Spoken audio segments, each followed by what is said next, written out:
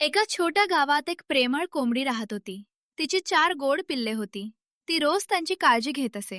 त्यांना अन्न शोधायला शिकवत असे. आई, आई, आम्ही बाहेर खेळायला जाऊ का? हो, पण माझ्या जवळच राहा आणि कुठेही एकटे जाऊ नका.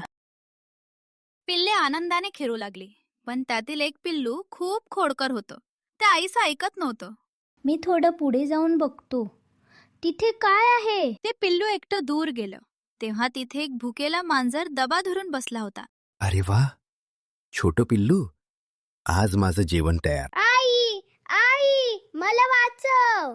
कोंबडीनं आवाज ऐकला आणि ती पटकन तिथे धावत आली. माझ्या पिल्लाला हात लावू नकोस.